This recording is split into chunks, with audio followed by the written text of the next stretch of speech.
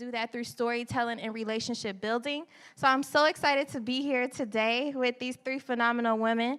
I will pass the mic off so they can introduce themselves, and then we'll get started. Do we have our own, I think? Give me my mic. Thank you. I was going to go with it. My name is Leah Bahan Harris, and I'm the general manager with Gem City Market. I am Linda Suda, and I am the 2nd Street Market Manager, a part of Five Rivers Metro Parks. And welcome, everybody. Okay.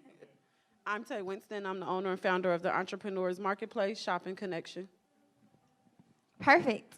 So I always like to start panels with people kind of giving us a little bit of your background, because I know sometimes people are like, what do you know? So can you guys tell us, a little bit about your background, how long you've been with the specific shops and everything, and yeah. Do you want me to start? Yeah. I guess I'll start. So I have been the manager of the 2nd Street Market for almost 3 years, and I've been at the market for 5 years. Prior to that, I managed and worked at, over 10 years, a local health food store. And then prior to that, most of my experience has been mostly retail. It didn't get to really the food-related retail until I got to Dayton about 17 years ago. And I love local, and I love the fact that I'm here with these two wonderful ladies who have done such amazing work, and I'm hoping to be able to partner with them more down the road once things get a little more leveled out. So I've been with Gem City Market. It'll be a year in October. The store opened in May, so that was quite the transition, I think, for the team and myself, to kind of go from working completely off-site to meeting and opening a store. Before I worked at Gem City Market, I have about 20 years of retail with a focus in kitchens. So I've been a GM and an executive chef, and I also have a focus in bio-intensive, small-scale agricultural farming. So I worked as a case manager in mental health for 9 years. I had started a boutique while I was working, grew a love for it, and wanted to do it full time. I started out having a mobile boutique that I turned into I had a bus and I turned it into a mobile boutique, took the chairs out, seats out, everything, and made it a store, and just wanted to keep going. I have an autistic son who's over there, and he gave me the motivation to want to do more, and I would have big events. And I would help entrepreneurs. Every entrepreneur that would do my event would sell out or just have a good time, get catering jobs booked, and it just kept going. I just grew a love that I couldn't stop. And I would get messages from small businesses like, hey, when is your next event? I made this much and that much money. And I'm like, hey, I'm about to step out on faith and leave my job and, help more people and see how it goes. So that's how the Entrepreneurs Marketplace came. It's pretty much a pop-up shop store, and different small businesses are able to set up in there and sell their products. And it just went on after that. But all the motivation came from having an autistic son, wanting to support him, and then growing a love for small businesses after opening my boutique and wanting to help them more. I love this panel because it's just so local. Corporate is okay, but just you guys are really hands-on with the vendors that come in or the businesses that come in. Let's just get to the point. What are some things, how can they get on your shelves? What is the process like? Is it a tedious, a strenuous process? Can you kind of go over that? I think for the market, the process really defined itself over time. Before we were open, there wasn't this tangible space for people to actually come, so it was really done primarily through the website. Now we encourage people to come in. You can also fill out a form on the website that just gives us more about, your business information, any kind of licensures that you need to have. And then we review that. We talk about everything. And what's important to us is, pricing structure. Is it something that the community is looking for? What is the marketing like? What does your brand look like? How does your brand and your mission of your store blend with our mission? That's important as well. So those are a couple of things that we look for. It's not a tedious process, but I would say opening a new store, what's great about working with vendors is it's so intimate, and it's not like buying power of Amazon, but it does take a little bit of time to actually have patience to meet with people and to get on board. So the market is a little different in the sense that we're not a for-profit in a sense. Yes, we like to have our revenue come in and be supporting of the Five Rivers Metro Parks. And our mission's a little bit different because we do have more of that connection with Metro Parks and the connection with being sustainable and conservation. But we also know we can't have a market as large as ours and be full of farmers. We have to have a variety. And we have a very, I guess, mostly relaxed way of coming into the market because we can offer multiple different ways of coming into the market. So our main market is full-time, 4 days a week normally. It's only 2 right now.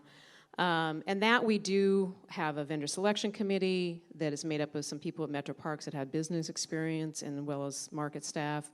That's a little more formal. We ask for a very mini business plan.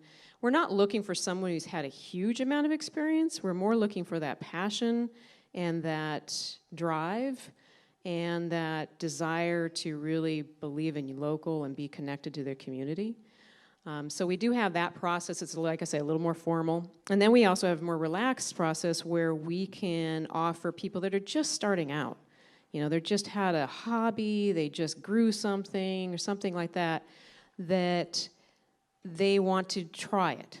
And so we have options there for our weekend vendors. In fact, we even expanded that this summer, well, actually this spring, because we didn't have our market building open, so we had our market pivot outside. And we did that last year for the first year, and it was just our farmers mostly. And this year we opened it up more, and we realized how much of an opportunity that was for us to be an incubator and to give us that kind of heads-up indication of who's really going to be worth, you know, who's going to be sticking around, who's going to be someone who is able to continue and spread that process down the road. We have a particular vendor here tonight who has done that. She started out very part-time and in our pavilion, and she set up every week, and she has since went through Retail Lab, and she has her own location inside permanently at the market. And we've had multiple vendors do that in businesses here locally, like now in Zen Terrariums, for example. And that's what we want to see. That's what we want to encourage, is that entrepreneurial spirit, that passion. You know, we're not looking just to make, like I say, it's not about money. It's about making sure that we're giving opportunities. And that's why I'm hoping to partner with these women as well down the road to even offer those opportunities even more. So for me, usually to get on my shelves, which is the Entrepreneurs Shoppe in Connection, I have my small businesses start off at the marketplace. And while they're there, I like to train them and teach them anything from labeling, packaging, customer service. And I also like to see their grind before they hit the retail shelf. So while they're in the marketplace doing pop-up shops, I check their pages, see if they're promoting, see how serious they are. I kind of have one-on-one meetings with them and just see, you know, how far they've gotten. Have you really took that step to work on getting better packaging? You know, just seeing if they're serious, because pretty much on my retail shelves, you don't have to be there. You can continue to work your job, but you do have to promote and you have to look ready for the shelves. So pretty much they start off at the marketplace. We train them up and get them ready to be on the retail shelves. And we go from there. And then once they're on the shelves, we still work with them, teach them about numbers, doing inventory. It's just always that one-on-one support through the whole process. But I like my small businesses to start off at the marketplace just to make sure they know how it goes and, you know, get them ready. So I love that you guys just aren't looking for people who have been in the game for years and years. You're willing to take them through the process. And so that means there's a lot of hope, and you don't have to be nervous. They're willing to work with you. And that's what I really like. Linda, you mentioned something about the time limit. How long can someone be on a shelf? Is it forever? Or 4 months? What's that time limit looking like? okay. For me, I like to see my entrepreneurs leave and go to bigger and better. So I try to really train them up and really get them out there, get their brand going. I usually see, as far as when it comes to my chefs or anything, they usually, I'm gonna say most of my food people then got a retail store or a food truck within about 6 or 7 months of being with me. I've had a lot of boutiques leave me as well, but my job is to train you up to go be greater. So about six months to a year, you can stay as long as you want, but my full goal is to see you leave the store and fulfill your passion. So. Leah, do you have a time limit? Do you guys have a time limit at the Gem City Market yet? Oh, no. You know, the goal, I think, for Gem City Market is to be sustainable, and part of that would be to help build local entrepreneurs. So to have somebody stay on the shelf as long as possible, I think, is the goal. You know, even if they grow their brand, we want to grow our organization. We want to grow the amount of products that we have and the percentage that we have local. So absolutely, we want to see all of our vendors there because, you know, our sales floor is about 8,000 square feet, and we can definitely make room for local. So we want to see them stay as long as possible. With the market, we're a little bit different. We're kind of like the next step after Tay in some sense sometimes. And it depends on the type of vendor that we have there. But we really are starting to realize that there's so many amazing entrepreneurial opportunities and people that are so much more dedicated and knowledgeable than there was a few years ago. So when we first started the market 20 years ago, you know, it took some time. You know, we were taking almost anybody. Now we are much more particular in the sense that we know if we lose a vendor, we have multiple in the wings who would love to take that space. So it allows us a freedom and opportunity to bring in more dedicated people who are, like you said, who are good at promoting, for example, because self-promotion is so much easier than it ever has been now with social media, that it's become essential. You know, at the market, there used to be kind of an attitude with some of the vendors of we had to do everything. And we're trying to get away from that, that it's a partnership, that we have, Metro Parks has a certain level, the market has a certain level, and the vendor has a certain level of how to promote, and we all promote each other. So we're really going more to that direction.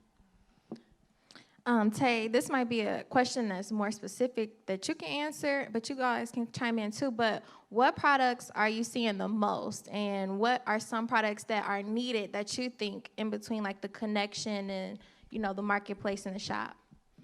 The products I'm seeing the most of is skincare, which is really needed. Like seriously, most skincare people are really doing amazing, and it's so many ways, different kind of soap, body butter. One thing I feel like is needed is more different fashion. I've been looking for someone who has career boutique style clothes. I think that's one that a lot of people are looking for and that I would like to see. And it was another one. Hold on. What was I thinking? Oh, and for the shelves also, I want some statement pieces, just anything for career. I'm getting more career-based customers that are looking for stuff to wear to an interview or just to look nice at an event. So I have my eye on that, and I'm also looking for some more people for desserts as well. That's another one. Been asking Kate for a while. We'll see. Hopefully we can get those jars soon. I may need to share some of our applications because we find kind of the opposite in your sense, in some ways the same, because there are tons of beauty lines that we get a lot of applications for beauty and a lot of applications for baked goods, and there's only so much that we feel is sustainable to have at the market. So we have to be a little more particular. So I got plenty, you know, and some of them look wonderful. I mean, if it was just, some of it's timing. You know, we may have accepted somebody 6 months ago and then 6 months later go, wow, I wish that application had been here at that point. Exactly. So I love the fact that there's people like you and the Gem City Market that are coming on board that give even more opportunities because, you know, the market was kind of it for a while. You know, we were a little ahead of the game downtown especially, and it's nice to see. You know, I don't see any of this as competition. I see it as an ability for our community to grow even more strong and amazing. Especially I love the fact there's so many women here. This is fantastic. It really makes me feel good to be a part of it. All three of these businesses are different, you know, and like you can get, you know, different things from each of you. And so I think that that's really nice. The variety just feels so good. And as far as desserts, I'm gonna need some sweet potato pies at y'all's places. If y'all need some referrals, let me know. I'm real particular. We do get a lot of people that bake, but I want a certain look. And like you said, stuff have to be shelf ready. So, you know, I can't take on everyone. That's why I do have people start at the marketplace. If their packaging isn't up to par, I still give them an opportunity and do the pop-up shop. But, you know, everyone may not just be shelf ready. So for the Entrepreneurs Shoppe and Connection, I'm looking for some people that are shelf ready. But if you do bake and want an opportunity, you can still do the marketplace, and I'll help you while you're there. And that's fantastic on our end because we don't always have the time to be able to offer that much education, but we always share as much as we can.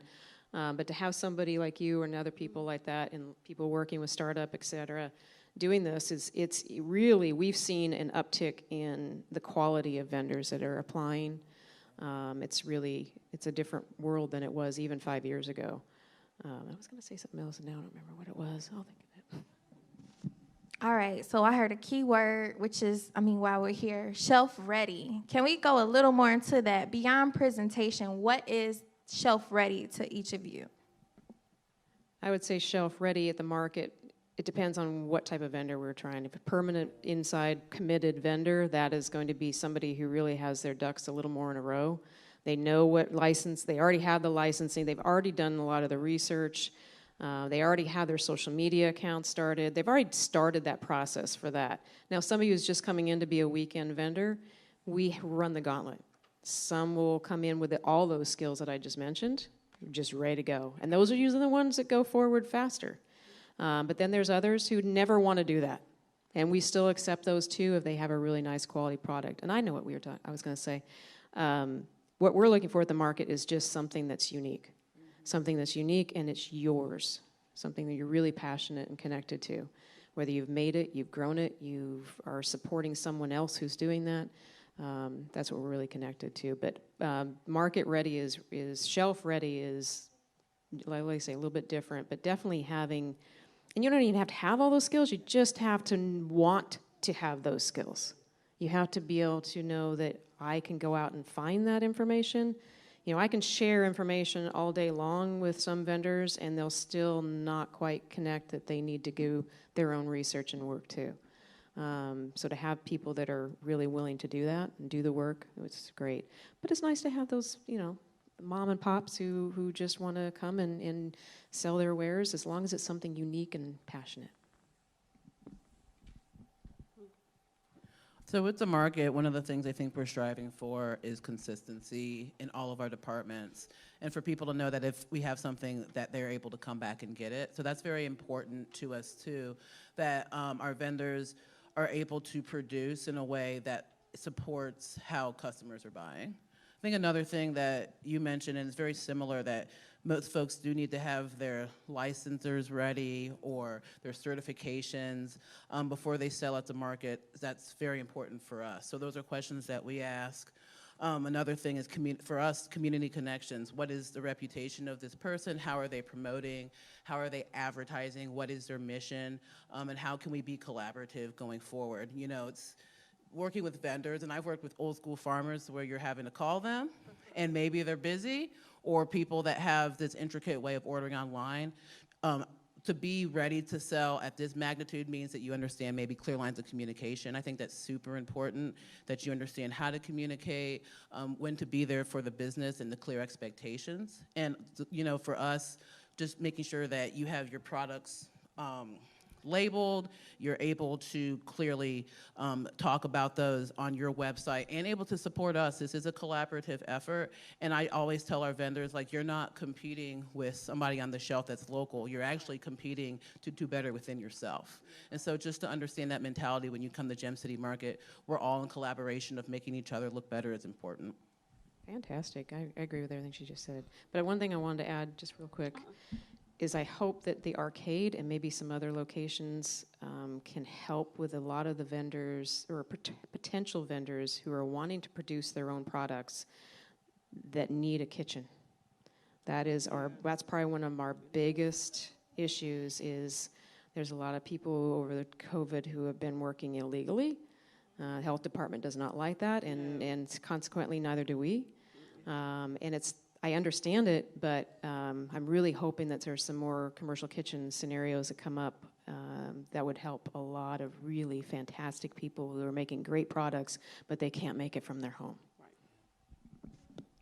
They said pretty much a lot of what I was going to say. One of the biggest things is having your license to be able to bake and everything. A lot of people come to me and, they got it in a nice jar, but they don't have the paperwork. So, of course, that's not shelf ready because I deal real closely with public health and, You know, that's one of the biggest problems that I see. Like she said, a lot of people don't have access to a commercial kitchen or just don't have the knowledge. So that's why I like to jump in, again, starting them at the marketplace and educate and, you know, give them the contact for public health. I've created like a checklist as well to show everything that you need to get on the retail shelves. Also, ingredients and labeling is like very big. People should be able to see your business name clearly. You have to put your ingredients on the back, and it just has to look nice. You know what I mean? So, but public health is the biggest one. Having your ducks in a row with your paperwork and being serious, being able to promote.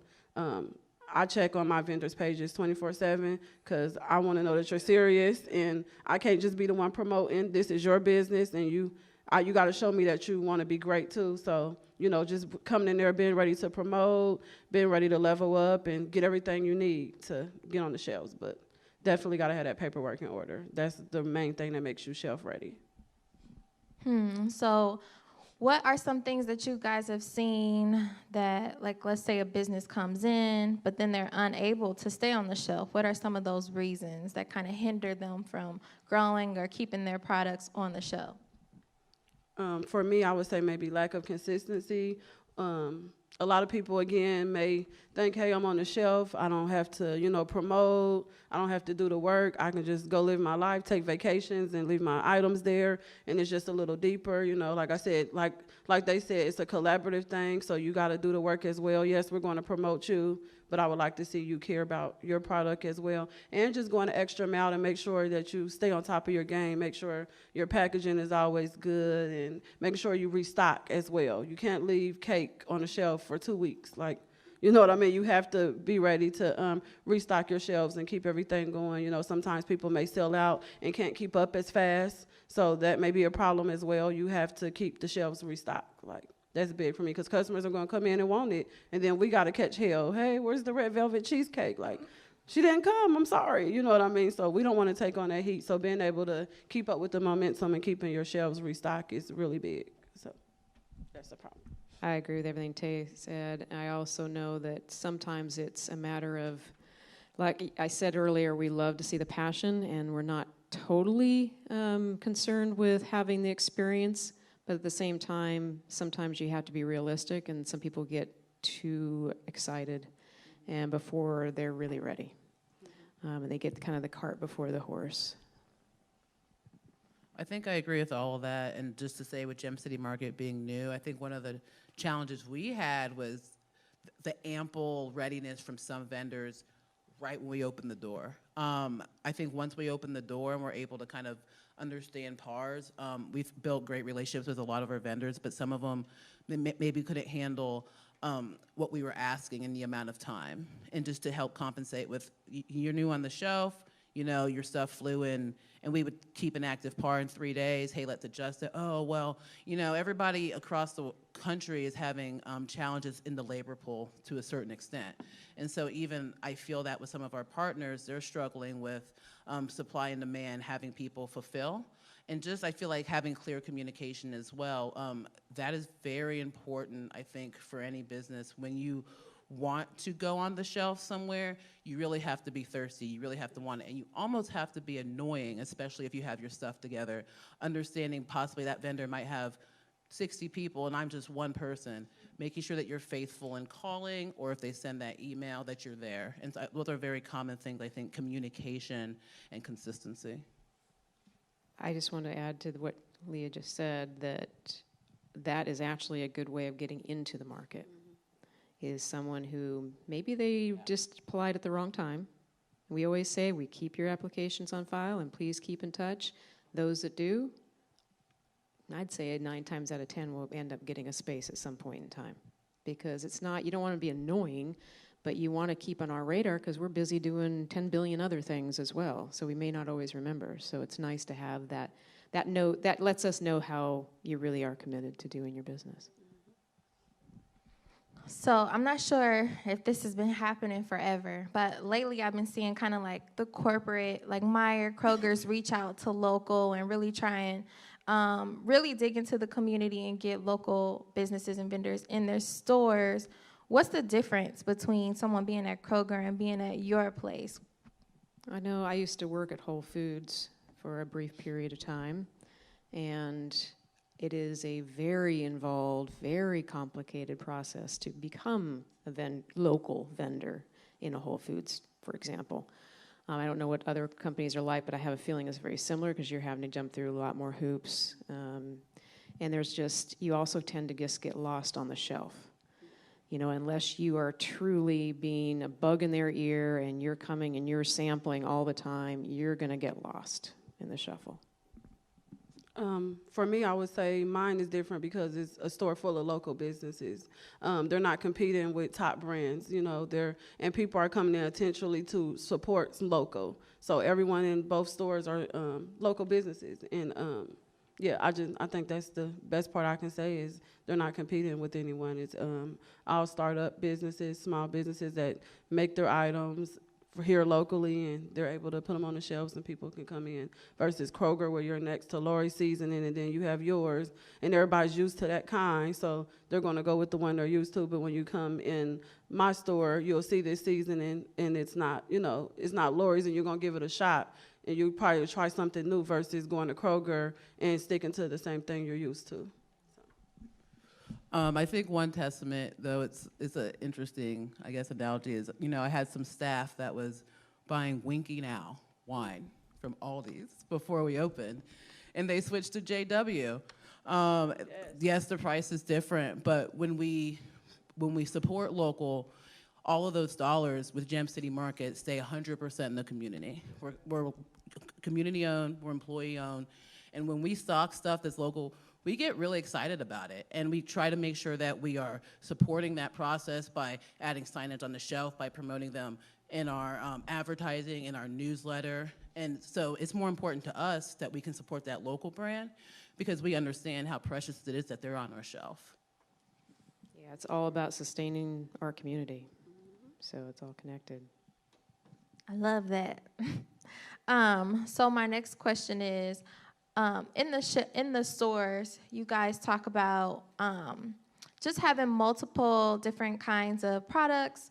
Is there a limit to how many of the products that can be there? Like Tay, you said there can never be enough soap or body skincare or things like that. Are you particular or with how you pick the vendors and business owners? Absolutely. I go for more the creative soap or soap that does a lot actually for your skin. I know a lot of people deal with like acne, dry skin, so I kind of wanted to look nice and serve a purpose. At the marketplace, I have 2 soap people. At the Shopping Connection, I think I have 2, but they serve 2 different purposes. I want to have a store of like 6 different soap companies, but I like to give people a choice that they can use this kind if you have acne or dry skin, and then the other kind if you suffer from anything else. Just giving people the opportunity, but I don't like to go over about 2 different of the same category, pretty much. I think for us, you know, a part of Gem City Market is we're trying to have a lot of products in a store that's maybe not as big as a Kroger or a Meijer. So different sections have, you know, a certain percentage of square footage dedicated to it. It's important in that amount of square footage that we have that variable pricing strategy that Gem City's trying to meet. So having those affordable prices and competitive prices of things is super important, all the way up to our natural, organic, and specialty items. So making sure that even when we have local, that we're trying to bolster that in the most positive way. To show that there's a variable of prices on the shelf, I think is very important to us because we don't want to fill that department with only one, you know, type of pricing strategy. I mean, the market's a little bit different, but I think we're always looking for the most unique products, but we're needs of the market based. So we have to go by what already exists in the market. So like I said, we could have an entire market full of baked goods, but that would probably mean no one would do well. So there had been kind of a history in the market of having almost no competition when it first started because it was hard. You know, it was a struggle to get people to come downtown, et cetera. And then after it's grown over the last 20 years, you know, now we have, like I say, we have more flexibility on that. But so we're trying to change that environment a little bit, not drastically, because we also know you can't have too many, but a little bit of competition isn't a bad thing. And we're trying to educate some of our long-term vendors that it's okay. It just makes you rise to the top, you know, makes you work harder. And I will say one of the reasons I got separate locations is to give more people the opportunity. Of course, I wouldn't have 6 soap makers inside of one store, so with 3 locations, I'm able to put them at different spots. So that was one of the goals for that. Can't put them all in one place.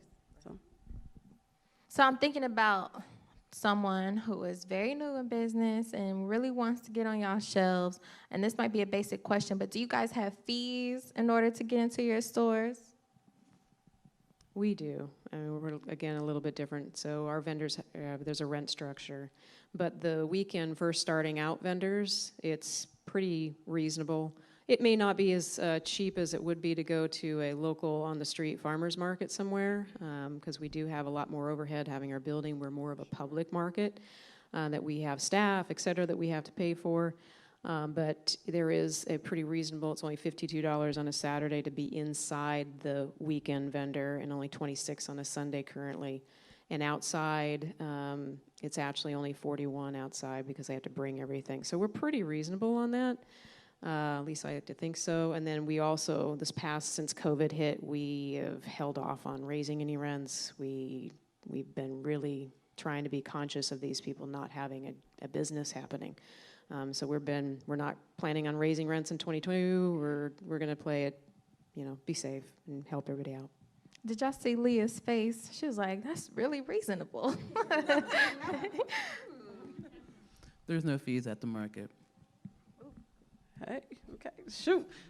Look, so mine is a little different. At the Entrepreneurs Shoppe and Connection, you're there monthly. You leave your items on the shelf the entire month, so it's a fee. It could start anywhere from $175 to $250, but it comes with a month worth of advertising, pushing your brand, any events that I do, food truck rallies or block parties, whatever. That's all a part of that. And the Entrepreneurs Marketplace is $50 to set up. Whatever day you pick from Thursday to Sunday, you can set up and sell your stuff there for $50. I do want to preface that our inside vendors, that's a totally different story. I mean, it's still pretty reasonable, but we have our standard booth, which is 10 by 15, runs about $488 for 4 days a month, and that's a monthly charge. And it varies from there, depending if they're a food vendor or something like that, too. Awesome. I just want to take a moment to say I love all of your stores, too. They're just amazing. Oh, Gem City Market just got flowers, too, y'all. Clap it up for them. But, yeah, that's great. So do you guys have any other things to add before we open up the floor for questions?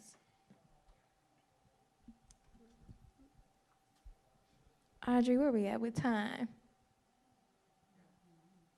10 minutes. Okay, great. So, yeah, let's open it up. Where the questions at? All right, Charmaine. I have several, but I'll start with one. I think I have to have the mic because of the people listening. Either that or repeat the question. Oh, okay. He said you just repeat it. Okay. Sorry. Sorry. That's my best friend, y'all. So, Tay, you talked a lot about providing training. Are you charging for that training, or is that included with the fee?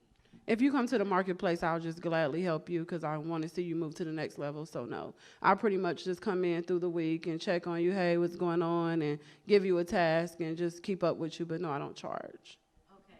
And then as far as the fee structure, what I hear is that for the Entrepreneur Shoppe and for Second Street Market, it is a rental fee, but there is like no markup fee. So whatever sales we make, that's it. But then with Gem City Market, is there like a markup that's attached for the products that are put in your store? No, we just talk about what the wholesale price is. We buy it from you and just sell it. And that's it. Yeah. Yeah, that's a Okay. good question, though. Some markets do actually charge based on sales. Being a government agency, we do not do that because we don't want anybody's sales to be public record. Okay. This is really for all three of you. What would you say is the number one thing that you look for when you're dealing with a vendor? What's the number one thing that stands out to you that will determine whether that's somebody you'll work with long term or if that's something that's every now and then? Repeat the question. So he just asked, what's the number one thing that they look for when they're looking for vendors? I think for us, through the years, through receipt campaigns and talking to the community, for me, It's really looking at what I believe will sell based on the needs of the community or what they've asked for. And that is the primary thing I'm looking for, is whether or not this is something that's going to be sustainable based on sales and need. You know, we're a little bit different because we're actually, it's not the product per se that we're looking at. I mean, it is obviously to a point, but it's the person. Yeah. So we're real, because they're who has to be, you know, who we're dealing with all the time. They're part of the family at that point. So I guess a commitment to community and passion is probably still number one, but inching pretty further and further up that list would be someone who has a little more business experience or willing to find it. For me, I would say consistency, and just that hungriness to do it. Most of the time when people are interested in coming in the store, I may check out their social media pages and, you know, just see how much they're promoting, see how serious they are. That's one of my biggest things. Before you even get on the shelves, I want to see that you're really ready to do the work. So that I'm a little different. I want to see that you're working hard and really ready to do that. Commitment. Yeah, for sure. Yeah, I agree.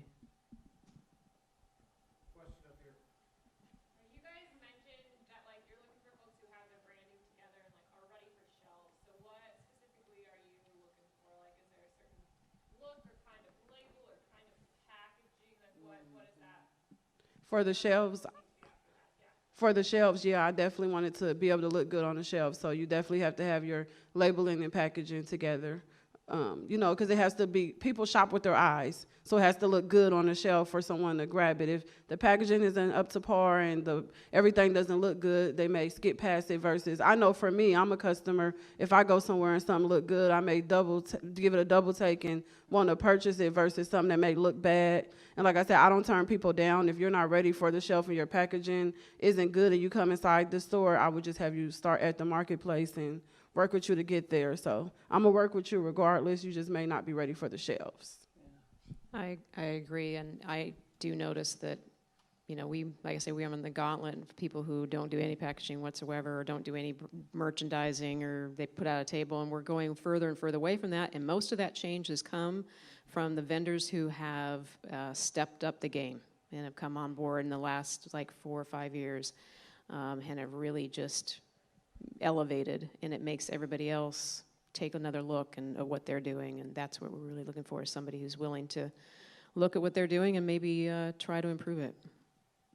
I think for us, there needs to be some kind of consistency and standard. I tend to look at the minute things, so making sure that the packaging, the ingredient deck is on point. If there needs to be an expiration date or any information like that, that's available. Any allergens that need to be listed on that. That it looks warm, approachable, and friendly. The font is easy to read. The brand is easy to read. Those are just a couple of things I look for. Your label's straight, it's not crooked. You've made great effort to make sure everything's in alignment. And if not, I would probably just tell you because I want you to look your best. But those are just a couple of things that I think the market looks for.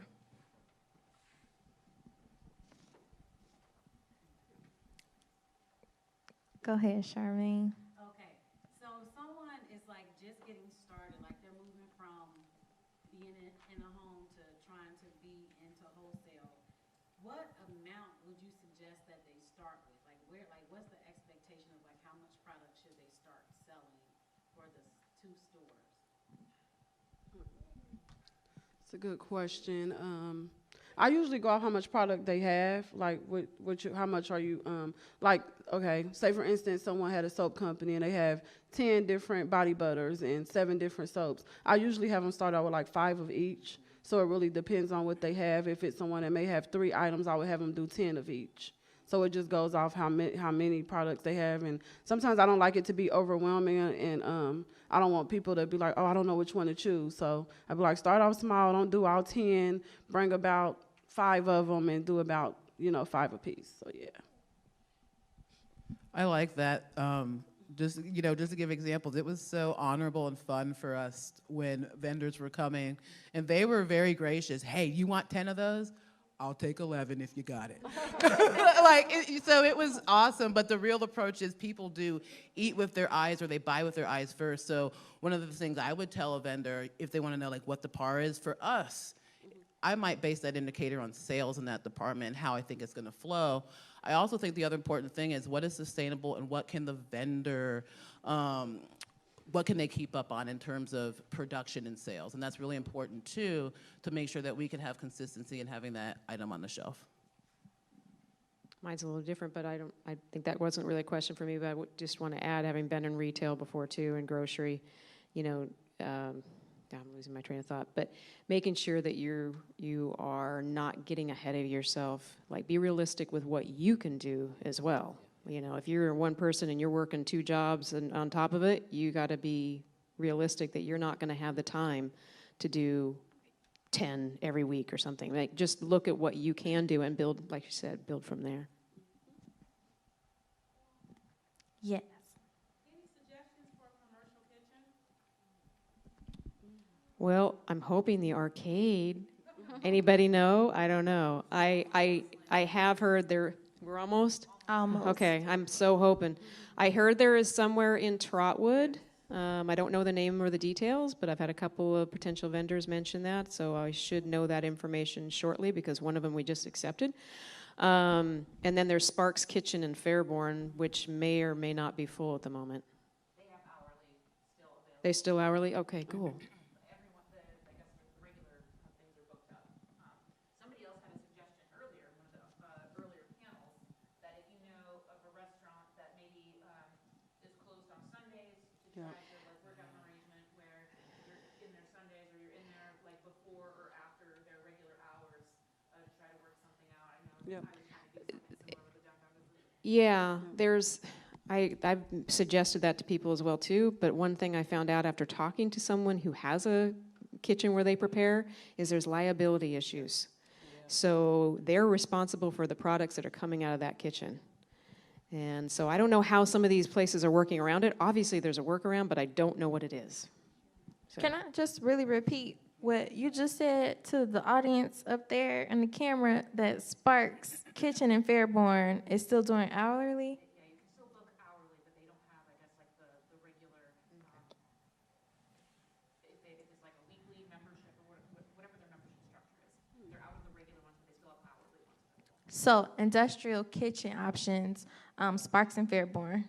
And I don't know if it's just warm or if y'all are looking at me wondering why the market doesn't lend our kitchen out. It is for those very same reasons. I think when we were talking about vision, the initial vision, we have 2 separate kitchens. For the commercial kitchen wasn't necessarily for folks to use it. In the midst of opening and all the critical things, I think that's on our list to look into what we can do. We also do have the teaching kitchen, but it's not set up as a commercial kitchen. You actually need to have a triple sink and some other things in place in that kitchen to make that accessible. So while that's a vision I think we share, and I think I share definitely with my experience, the market isn't there yet, but it's something that we're invested in looking more into. I know too, a lot of churches and daycares open their kitchens up for commercial kitchens. I would definitely just call around. I've had a lot of my vendors do that. Just take a chance and talk to some churches, child care centers, and try to get in that way. But I know about the Trotwood commercial kitchen as well. I think I got a screenshot in my phone. So me or her after the panel will get with you because I think I have it. Yes.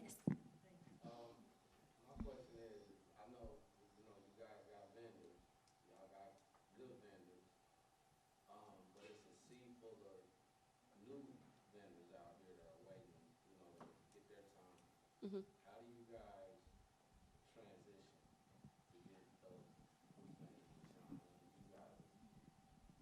things? I could see some things changing in our future, but right now, I mean, you've obviously been to the market. There's some vendors that have been there for 20 years. And actually, we're pre-market even. So it's a kind of a different mindset to switch completely to having like a lease, for example. We don't have leases. We have just license agreements that technically are month to month, but we only sign them once a year, and we've never had a history of, saying, oh, your time's up. But I'm definitely seeing us reevaluate some of that, especially for, like I said, we're expanding our outdoor market, our weekend vendor market to be able to have more rotation. I've also talked to Tay about doing more of a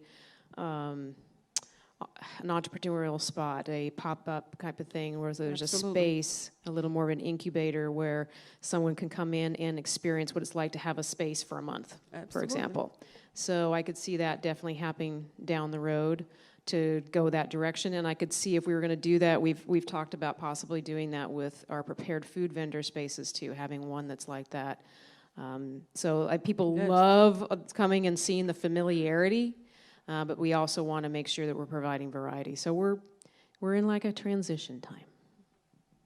I'll say for me, my story is transitional anyway. However, I don't make anyone leave, but my goal is for them to get everything they leave and go be greater. So it's always opportunity for a new person to come and for me to be able to help someone else, because I'm trying to train you up to be able to live your dreams and open that store you want, start that food truck. So my turnover is pretty fast because I'm trying to get you to that point. And I will reiterate again, just make sure you get an application in and just keep checking, because there's actually more changes that happen than you realize at the market every year. And I'd say for us, there's definitely, so a couple things I heard, so there's power in community. Gem City Market is new, and we won't be forever, but we always celebrate whenever we have a new vendor on our shelf. We always promote that. But there's also something equally as important as our vendors bolstering and lifting up Gem City Market. And so one way that I say that vendors can help get on the shelf and after they get on the shelf, because for us it doesn't matter how long you've been in the business. What really matters is how we're going to keep that relationship together and how we're going to be into it in community. To advertise something in the store, you're advertising the people that already are there for the shopping experience. But what's powerful is that those vendors, they have their whole different set of fans and people that are dedicated to their product. So what's even more powerful is when they share information about the market and their brand, because they're reaching a whole different audience. And so the expectation should not only be how can they shine under our umbrella, it's how can we shine within yours. You called them partners earlier, and that speaks to that. But Sandman is here, so we're gonna close it out. If you guys have any more questions or need any more information, please contact these ladies. But let's give them a round of applause. Thank you so much. See you guys. All right, we're going to take another quick break and then get on to our last presentation of the day of food and other retail photography.